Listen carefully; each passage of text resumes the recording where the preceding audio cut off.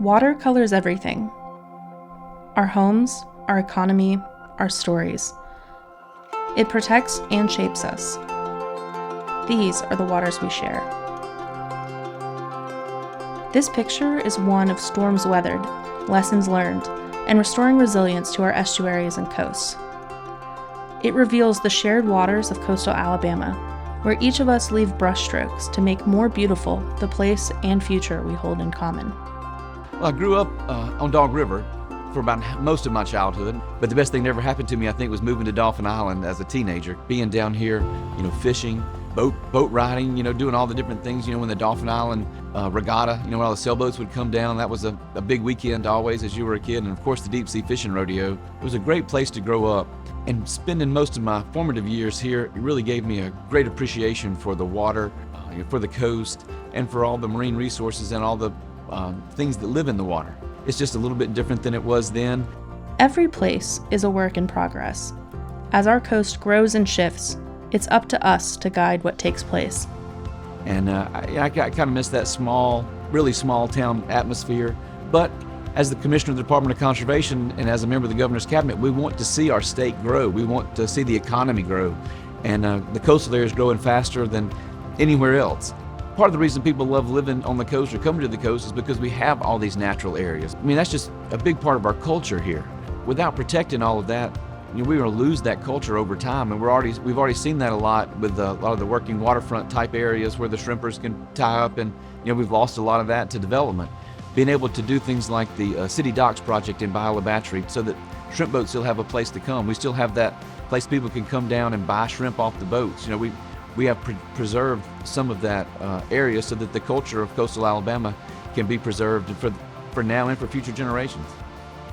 The Waters We Share serves as the canvas for our next decade of coastal stewardship, a CCMP that brings together committees, like artists, working on a shared masterpiece. Each action plan adds brushstrokes, shaping how we manage sediment, waste, and growth to create a healthier, more resilient Alabama coast. We have to be intentional about protecting the things that are important to people while we have the growth. The CCMP kind of helps keep that front of mind for folks, how we can sustain that growth, but how we can sustainably manage our resources at the same time. The Management Conference of the Mobile Bay NEP is a very interesting group. It's made up of so many different people. It's made up of the city and county leaders. It's made up of the scientists. It's made up of the business community. It's just made up of different NGOs that are working in that space and the government officials, from the state offices. The more input that we have on decision making, the more points of view we have, I am a firm believer that gets us to a much better place on decision making. In the next 10 years, the Science Advisory Committee will expand upon a robust monitoring framework, uniting volunteers, local governments, and state agencies. Connecting the NEP, scientists, students, and resource managers will be highlighted in collaborative forums and projects, all with the purpose to co-produce actionable science for our estuary. Yeah, so the Science Advisory Committee is a collection of scientists who work in Mobile Bay and coastal Alabama. We all collectively have a lot of knowledge about the system, and so we kind of puzzle out what are the priorities, the problems that we see, how do we prioritize those problems, and then what data, so what are the gaps in our understanding that we need to address those problems. The Business Resources Committee will keep finding opportunities to strengthen how we manage our coastal assets, from educating the business community about best management practices and low-impact development technologies, to providing incentives for their implementation. Innovation is at the heart of the path forward. Ultimately, when we think about the work of the Mobile Bay NEP, it's really about bringing together a lot of people to collaborate. And our role on the Business Resource Committee or Council is to be able to serve the needs and bringing together the opportunities, the outlook, the vision that stands in our business community, as well as our other partners in the environmental space, and making sure that we are looking at coastal conservation, working through these things collectively in a win-win environment. The Project Implementation Committee will continue updating watershed plans throughout coastal Alabama, expand innovative beneficial use of dredged sediments, and work to reduce bacterial and stormwater pollution through green infrastructure, ambitious restorations, and novel detection programs. The PIC is a conglomerate of a lot of different people. So as the Corps of Engineers, I'm a representative on the Project Implementation Committee. There are people from the private sector that are engineers, scientists, a lot of the different state and local agencies that deal with the permitting of those projects. All these people are at the table whenever we're identifying these projects to make sure that they're sound projects and viable solutions for water quality. The Government Networks Committee will improve policies to protect natural infrastructure and manage it wisely. Adopting resilient building codes and proactive environmental management policies and educational resources for elected officials and community members alike. The Government Networks Committee brings input to the development process. We are part of the process of refining what the goals are going to be, because there will always be more input, more ideas about what needs to be accomplished than we are really realistically able to accomplish within the time period. And so we help with that refining process. What in that plan needs us to be the champion or needs us to open doors to its implementation. The Community Action Committee will grow citizen scientists, maintain the expansive network of volunteer water quality monitors, and raise awareness for a clean water future. Well, the Community Action Committee has been a great place for all the different groups who are trying to improve and protect our coastal environment to come and discuss ways to be able to do that in a coordinated fashion. I've been executive director of the Alabama Coastal Foundation for 14 years, and it's really been nice to see the work of the CAC, not only looking at what's been happening, but also what our future is as well. The work of these committees is only part of the story. Sometimes it takes a major challenge to show just how essential that coordination really is and pull every partner in the same direction. The Deepwater Horizon oil spill was a totally different animal.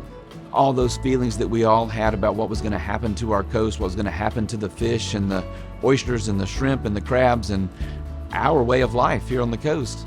I'm very encouraged now when you aggregate all these things together 15 years later to see the progress that's been made from what was the lowest point probably of my life.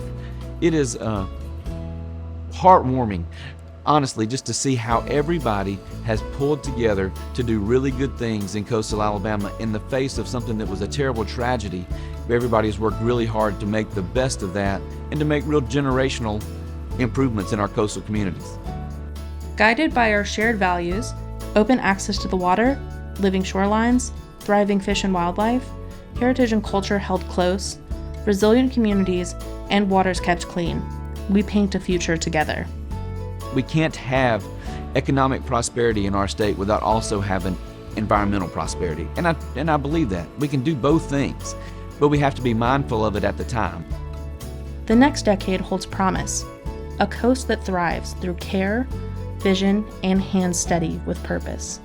And now going forward, we're really starting to tap into the technological innovations, the numerical modeling, use of AI, satellite data, bringing all these together in sort of a synthesis science where we can really start to move the needle, I think, in understanding how things are changing in the Bay, what we need to monitor to quantify that change, and then hopefully helping the decision makers to figure out, what the Bay needs to be and how we achieve that vision.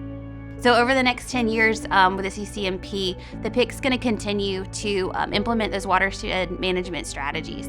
And we'll look at ways to beneficially use dredge material and then address non-point source pollution. We can never overlook the importance of innovation, and innovation can mean a lot of different things, but ultimately, innovation is about asking questions. Are there ways that we can do better, making sure that business and the environment are working together? The next 10 years of the BRC are really about leaning into a future in which we're not just trying to do the bare minimum to get by, but we're acknowledging that there are new opportunities for us. Lean into the future in a way that it's both great for our waterways as well as great for the citizens and the businesses that operate here in coastal Alabama.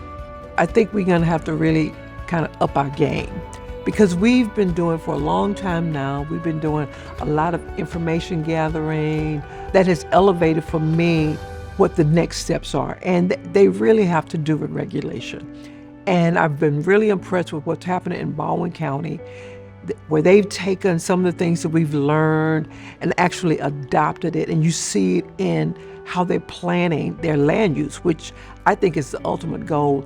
All of us haven't done that in local government. And for me, a win will be to see more and more of that. In 10 years from now, I would love to see all of the students who have gone through the public and private schools learning about our estuaries to then be able to protect it and then engage in that CCMP for the next 10 years to improve and protect that so that future generations can have that as well. So my goal is that by 2035, we have done as much as we can possibly do to take care of the environment in coastal Alabama through these projects. My goal from there is that once we get to that point, to stay there, to really people to appreciate what we have, to understand how we have gotten to where we are, and to keep it going in that trajectory moving forward. And I think that would be success. This work is a legacy of trust, of care, of connection. What we save saves us.